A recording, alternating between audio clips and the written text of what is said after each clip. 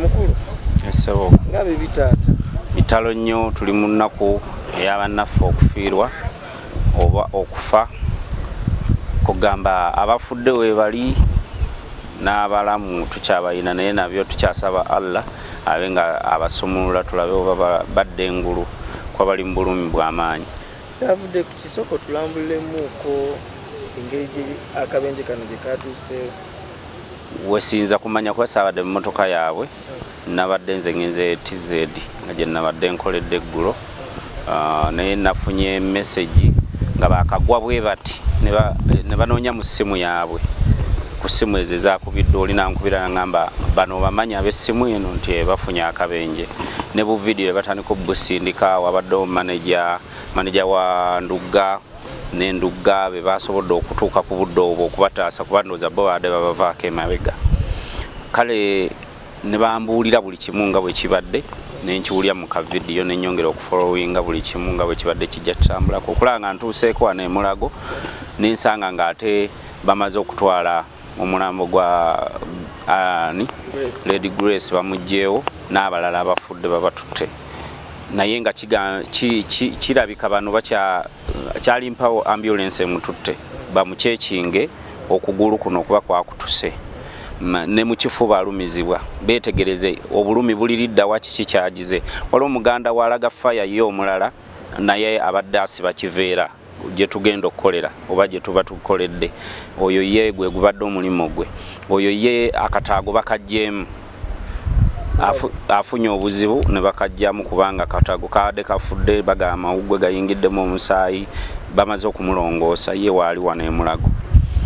Laga fire alumizibwa mu mbirizi kuba ye yabadde wakati ekyamuyambye nti obutafuna mbale yabadde wakati ndooza bano be bafuuse baaga abalala abafunye obuzibu naye abalala bonna bali ku bitanda we bali mafiina yasasudde wano Sente ne gundi ani waliwo omuyimbi omulala ani Fina Masannyalaze naye yasasuddeyo akakadde naye gye nfundikiridde ate bano eddwaliro kyetaaga ssente bagaa ssente tebazirabako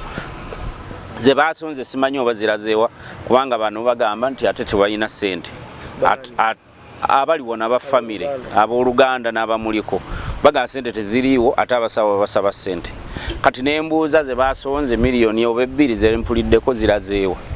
sikitegeera ani gwe badde baziwadde obwedda bagaa baziwandugga kati Ndugga ndoza yamanyi ani gwe baziwadde oba ye gwaziwadde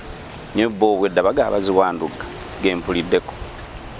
kati tewaliyo omuntu yenna yazzeeko n'agamba bana abakulirawo tugeze babaddewo Bafiina Masannyalaze babaddewo nga nze sinnabaawo babaddewo ne Sindi abaddewo babaddewo wano emisana mu kavuyo ako akangi mu budde obwo babaddewo okulanga badduukirira naye simanyi kati kiddako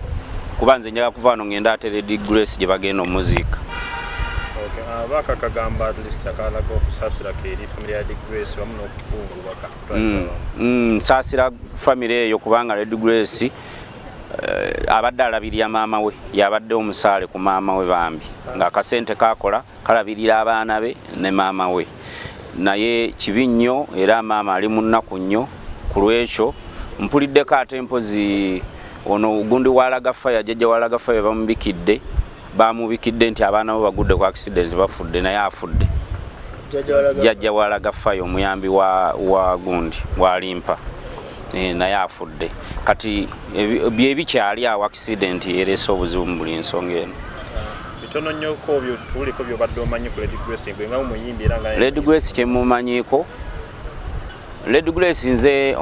mu kumuvumbula namusangako gye bayita ng'ovudde bayita neerabidde ova Mityana baddawo wa tawuni kyeddako eyo iwe yongereyo ng'ovudde Mityana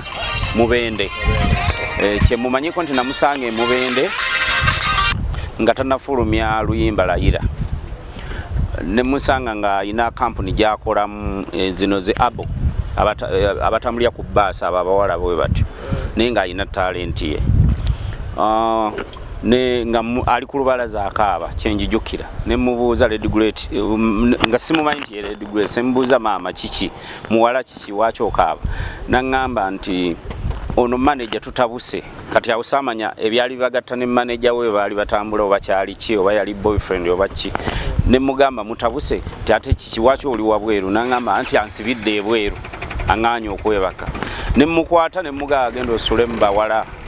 abawala bange badansa benkola ki bentambula nabo nasulaawo mu badansa kati badansa enkeera ne bangamba nti papa omanyi nti ono omwala gwe watuwadde ayina talenti konza ate ayina talenti etya ne bangamba ayimba bulungi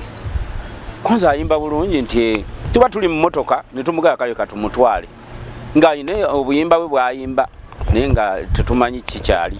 kati tuba tugira najjayo CD ye n'agiteeka mu motoka yange ngino okulya ng'omuwala ayimba bulungi ne mubuuza gwani ani ono ayimba nangamba nze nnyimba ne mugaa gwayimba gwani nangamba nange ntandika butandisi naye nnyinayo obuyimba bwange naye nayimbye n'oyo omuvubuka eyayimba empiso oloke Ezasondedwa yali akayimba empiso ne mugaa yayimba empiso yaluwa nangamba tomumanyi ono omuvubuka Kenzo gwe yasibye ndoza ebiseera ebyo waliwo entalo zaki za Kenzo ne mugamba nga ayimba bulungi naye osobola omunfunira ne mbafuna babiri nangamba nti nsobola okumunoonya alebera mukono namunoonya namufuna ne tutandika okukwatagana nabo kati ne promoting oluyimba lwa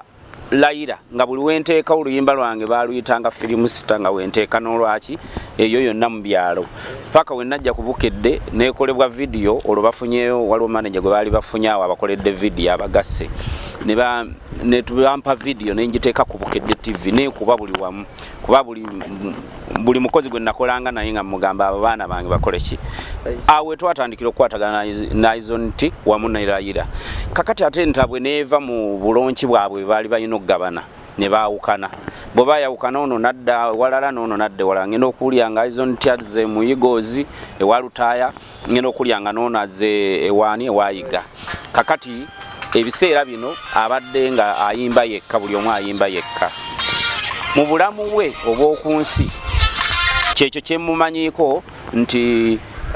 bw'abadde ayimba yekka n'akwatagana ne Ragafaya n'asobola ng'omuwa ku bulimo nani nono ani olusuku lwa seminti kati awe wafunyidde obuzibu nga bali bonna kyovola nti omuntu ayeebuuza nti ate Red Grace yajja ate akwatagane nabo